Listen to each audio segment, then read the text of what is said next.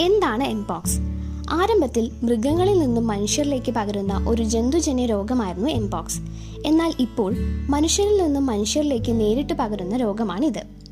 തീവ്രത കുറവാണെങ്കിലും 1980 ലോകമെമ്പാടും ഉന്മൂലനം ചെയ്യപ്പെട്ടതായി പ്രഖ്യാപിക്കപ്പെട്ട ഓർത്തോപോക്സ് വൈറസ് അണുബാധയായ വസൂരിയുടെ ലക്ഷണങ്ങളുമായി എംപോക്സ് ലക്ഷണങ്ങൾക്ക് സാദൃശ്യമുണ്ട്.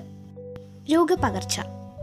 കോവിഡോ H1N1 ഇൻഫ്ലുവൻസയോ പോലെ വായുവിലൂടെ പകരുന്ന ഒരു രോഗമല്ല എംപോക്സ്.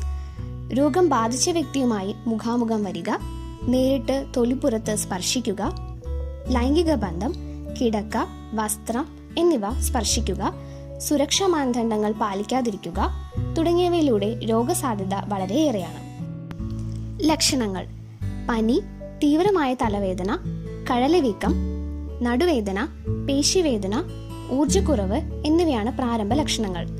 പനി തുടങ്ങി ഒരാഴ്ചയ്ക്കുള്ളിൽ ദേഹത്ത് കുമിളകളും ചുവന്ന പാടുകളും പ്രത്യക്ഷപ്പെടാൻ തുടങ്ങുന്നു. മുഖത്തും കൈകാലുകളിലുമാണ് കൂടുതൽ കുമിളകൾ കാണപ്പെടുന്നത്. ഇതിനു പുറമെ കൈപ്പത്തി, ജനനേന്ദ്രിയം, കണ്ണുകൾ എന്നീ ശരീരഭാഗങ്ങളിലും ഇവ കാണപ്പെടുന്നു. പ്രതിരോധം. അസുഖബാധിതരായ ആൾക്കാരുമായി നിഷ്കർഷിച്ചിട്ടുള്ള സുരക്ഷാ മാർഗങ്ങൾ അവലംബിക്കാതെ അടുത്തിടപഴകുന്ന ആൾക്കാർക്കാണ് എംപോക്സ് ഉണ്ടാകുക. വൈറസ് ബാധയുണ്ടെന്ന് സംശയിക്കുന്നതോ സ്ഥിരീകരിച്ചതോ ആയ രോഗികളെ പരിചരിക്കുന്ന ആരോഗ്യ പ്രവർത്തകരും രോഗബാധിതരുടെ സ്രവങ്ങൾ കൈകാര്യം ചെയ്യുന്നവരും രോഗപകർച്ച ഒഴിവാക്കുന്നതിനായി നിർബന്ധമായും നിർദ്ദേശിച്ചിട്ടുള്ള അണുബാധ നിയന്ത്രണ മുൻകരുതലുകൾ സ്വീകരിക്കണം.